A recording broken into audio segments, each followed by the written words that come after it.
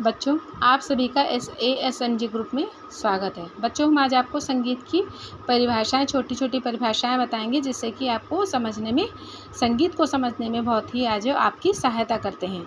बच्चों, इससे पहले हमने आपको अचल स्वर के बारे में बताया था हमारे पिछले वीडियो में, फिर अलंकार के बारे में बताया, फिर अंतरा के बारे में बताया, फिर अनुवादी स्वर के बारे में बताया, अवनद्य वाद्य के, आलाप, आंदोलन, आरोह, आवर्तन, आश्रय राग, इन सब के बारे में हमने आपको बताया। आज हम आपको आड़ लय के बारे में बताना चाहते हैं। आड़ लय किसे कहते हैं बच्चों? जिनको जो कठिन लय होती हैं, जैसे किसी राग की दुगुन तिगुन चौगुन बनाना, ये हमारे ताल की दुगुन तिगुन चौगुन बनाना, और इससे आगे जो कठिन लय होती हैं, दुगुन तिगुन चौगुन तो आराम से बन जाती है बच्चों, बट आड़ लय, कुआड़ लय, वियाड़ लय जो होती हैं उसको बनाने में हमको समस्या होती है और बहुत बच्चों को दिक्कत होती है कि उनको समझ में नहीं आता है। तो हम आपको सबसे पहले तो आप यही जान लीजिए कि आड़ लय कहते किसे हैं। ठीक, जैसे किसी ताल के माध्यम से हम आपको बताते हैं। दादरा ताल हो गई। दादरा ताल की अगर हम सबसे छोटी ताल हमारी दादरा ताल हुई, और ये हमारी कितनी मात्रा की होती है? 6 मात्रा की होती है। अगर हम इसकी दुगुन बनाएंगे तो हमारी बनेगी, दुगुन इसकी बनेगी धा धी ना धा तू ना। तिगुन क्या बन जाएगी? धा धी ना धा तू ना। ठीक, इसी तरह से हमारी चौगुन, पंचगुन, सवागुन, ठीक, आड़, कुआड़, वियाड़, इसी तरह से ये सब है जो हमारी बनती हैं। और यही नहीं, किसी भी ताल की अगर आप आड़ लय बनाना चाहते हैं तो इसी तरह से ही सबसे पहले दुगुन तिगुन चौगुन को अगर हम समझ जाएंगे तो हम है जो उसको आड़ लय भी बच्चों बनाना आसान हो जाएगा। फिर हमारा आपका आता है कलावंत। कलावंत किसे कहते हैं? प्राचीन काल में ध्रुपद गाने वाले है जो गायक जो होते थे, उनको है जो कलावंत कहा जाता था। जैसे वैदिक काल में आपको सभी को मालूम है, वैदिक काल से हमारे संगीत की है जो मतलब शुरुआत हुई। ठीक है, तो वैदिक काल में सबसे पहले लोग है जो क्या गाते थे? ध्रुपद ही गाते थे। ध्रुपद का उस समय ज़्यादा प्रचलन था, ध्रुपद गाते थे।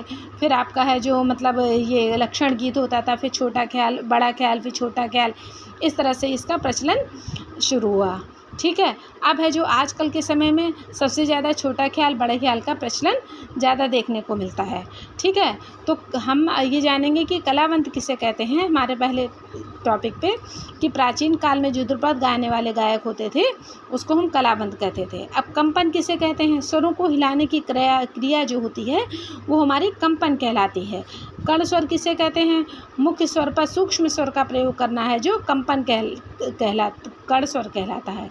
कर्नाटक संगीत किसे कहते हैं? हमारी भारत में 2 संगीत पद्धतियाँ चलती है, एक हिंदुस्तानी संगीत पद्धति चलती है और हमारी एक कर्नाटक संगीत पद्धति चलती है। हिंदुस्तानी संगीत को हम लोग है जो उत्तरी संगीत पद्धति भी कहते हैं, और कर्नाटक संगीत पद्धति को हम दक्षिण संगीत पद्धति भी कहते हैं बच्चों। फिर अब आपकी चलती है आगे, आपकी परिभाषा आपकी होती है ख्याल। ख्याल किसे कहते हैं? किसी गायन की जो शैली होती है उसको हम ख्याल कहते हैं, चाहे वो छोटा ख्याल हो, बड़ा ख्याल हो, इस तरह से। फिर आता है हमारा खटका।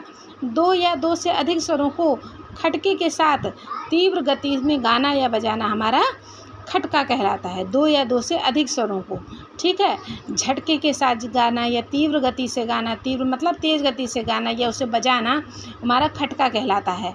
खाली किसे कहते हैं? जहाँ ताली न देकर केवल हाथ हिलाया जाए, इस तरह से, ठीक है, तो उसको हम लोग है जो खाली कहते हैं। गीत किसे कहते हैं? स्वर व तालबद्ध शब्दों की सुंदर जो रचना होती है उसको हम गीत कहते हैं। अगर है जो कोई भी गीत में अगर स्वर ना हो, उसकी ताल ना हो, ठीक है, या जो शब्द दिए हों उसका कोई मतलब ना निकले, उसे हम गीत नहीं कह सकते हैं। फिर बच्चों हमारा आता है गमक। विशेष तरह के स्वरों का जो कंपन होता है उसको हम गमक कहते हैं। फिर आता है हमारा गज़ल। उर्दू कविता की जो गायन शैलियाँ होती हैं उसको हम गमक कहते हैं।